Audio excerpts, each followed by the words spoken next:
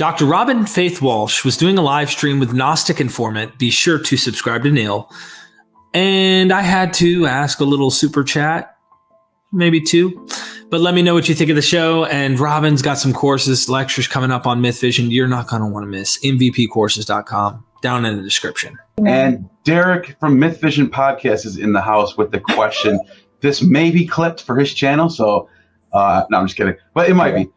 Dr. Walsh, do you think there was a communities behind the Gospels, including non-canon, even if the German Romanticism method is not correct?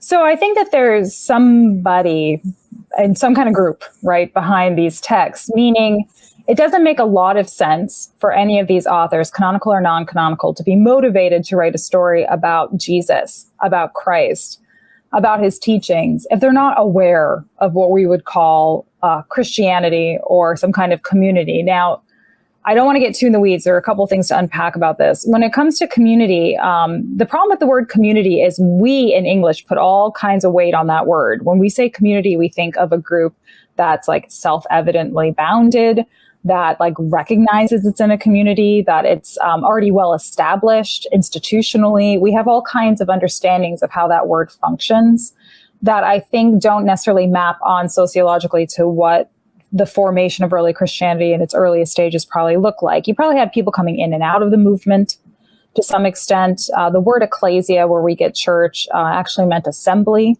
in Antiquity. And John Kloppenborg has written a great book called Christ Assemblies about this, where people, might have multiple affiliations. They might go to what we would call a church, but they probably, like, if you wanted a hamburger, you had to sacrifice meat, like Paul talks about this problem, right? Like sacrificing to idols. Like some people couldn't give up In-N-Out. So they still were going to the sacrifice of animals to get their their keto diet.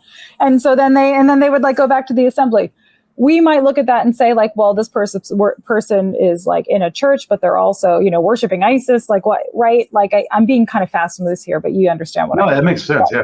Yeah. So the idea of the cohesive community, and this is the only thing that these people care about, that these are, this is the only group that the gospel, say, author or any author is writing for, and that it has a singular center, purpose, focus. That's the thing that I want to trouble a little bit. So I often talk in terms of spheres. Whoever's writing these gospels, or canonical or non-canonical, is probably part of multiple different kinds of what we might consider communities or groups or assemblies. A Christ assembly.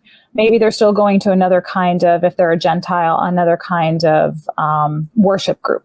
Maybe they have, in their domestic space, still have an icon to the lares, or they, in the ancient alarm system used to be Jupiter of the hearth, right? So maybe they're still making sure that they have an altar in their home to whatever patron deity that they want to have associated with domestic space. And then certainly whoever's writing these texts, even patronizing a person to write these texts, is probably associated with other writers, right? They're reading things, consuming other kinds of literature that informs what they put into their own gospels. And most writers want to see their work spread broadly, not written by and for communities of a very singular nature.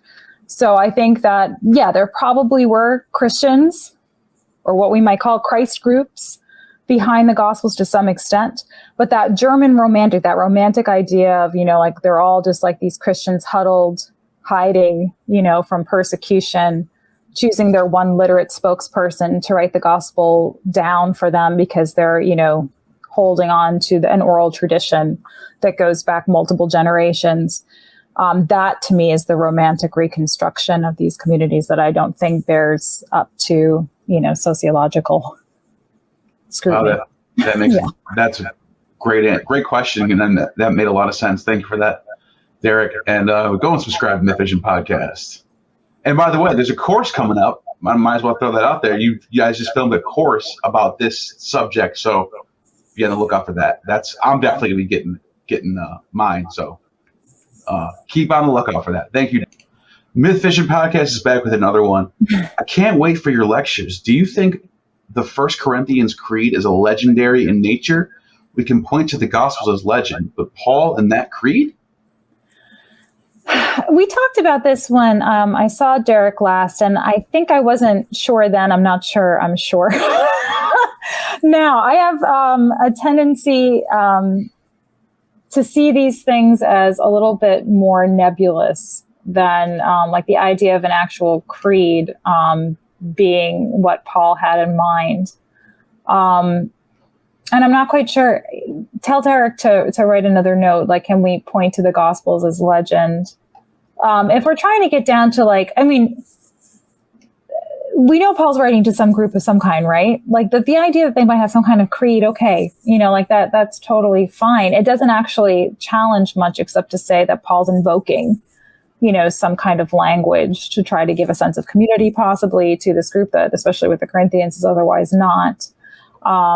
But I would have to think a little bit. I have to keep thinking about this, and he can ask me the next time. I'll do some more homework on trying to decide whether it is a very interesting question, and I don't know if anyone can say for sure, but yeah, it's something to look at. I'd be interested to hear how you, as an expert, look at that. So thanks for that question, Derek.